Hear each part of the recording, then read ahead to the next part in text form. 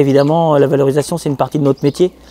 Je vais dire dans ce cas-là, le plaisir, c'est au moment où je le vends que je suis sûr que j'ai trouvé la bonne personne pour le bon cheval.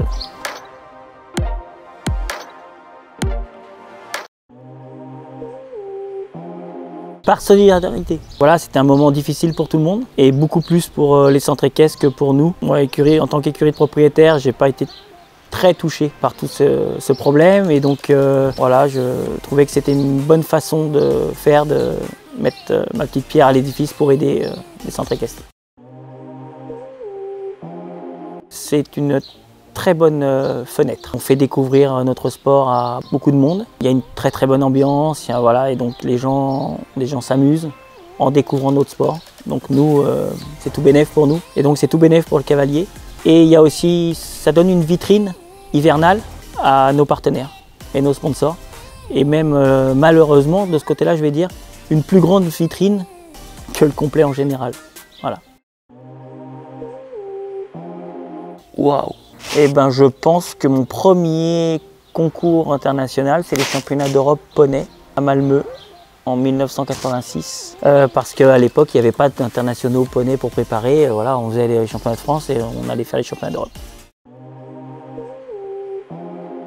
Je ne pourrais pas dire l'année précise, mais je pense que c'est entre 2008-9 et 2012. J'avais 3-4 chevaux de très haut niveau pour faire le Grand National, qui étaient performants. J'avais 2 chevaux qui étaient sur la liste des jeux. J'étais remplaçant au jeu. Enfin, voilà, j'avais 4 chevaux de très haut niveau. Ouais, je pense que c'est cette période-là, 2008-2012. Oh, c'est très difficile parce qu'il y en a eu tellement. Mais je vais dire le premier qui m'a mis vraiment à haut niveau, s'appelait Essil. Voilà, on va dire que c'était le premier. Dans la valorisation, c'est pas là où je trouve le plus de plaisir, c'est à monter les jeunes chevaux. Que tous les jours ils évoluent, ils me donnent ce que je leur demande et ils me le donnent parce qu'ils ont envie de me le donner. Voilà, c'est toujours ça. Et les jeunes chevaux, on part de zéro la plupart du temps parce que moi je commence beaucoup avec les 3 ans ou les 4 ans. Voilà, les sentir évoluer tout le temps, c'est ce qui m'intéresse.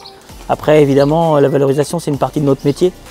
Je vais dire dans ce cas-là, le plaisir, c'est au moment où je le vends que je suis sûr que j'ai trouvé la bonne personne pour le bon cheval. Alors j'ai un défaut et une qualité aussi, j'aime beaucoup tous les chevaux, je les trouve tous bons quand ils sont à moi. Donc forcément, je vais donner un cheval qui m'appartient. Et donc je pense que le futur crack, il est dans mes écuries et il s'appelle Flash Dream. 5 ans, c'est le français. Qui a fait les 4 ans l'année dernière, qui a très bien couru et que j'ai acheté sur le bon coin. Donc il a tout, l'anecdote du départ jusqu'à aujourd'hui.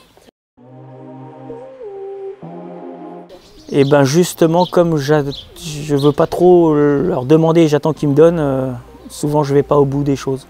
Je ne suis pas assez rigoureux, mais c'est comme ça que j'aime. C'est elle qui m'a fait découvrir Instagram, alors je ne vais pas dire Instagram. Facebook. Ah non, j'ai trop honte. Alors ouais, mais je vais remettre dans le contexte. Hein. C'est Guillaume qui regardait par hasard, il regardait une émission à la con sur Netflix qui s'appelle The Circle. J'avais regardé avec lui 1 ou 2 épisodes et donc j'ai voulu regarder la finale. Et à la finale, j'ai ri aux larmes. Voilà. C'est la dernière, c'était hier. Donc voilà, c'est moi qui ai demandé la dernière. J'ai un peu honte, mais c'était ça. Oh, très facile. Camille. C'est le seul prénom où on était d'accord. Pour les garçons, pas du tout, mais pour la fille, c'était Camille.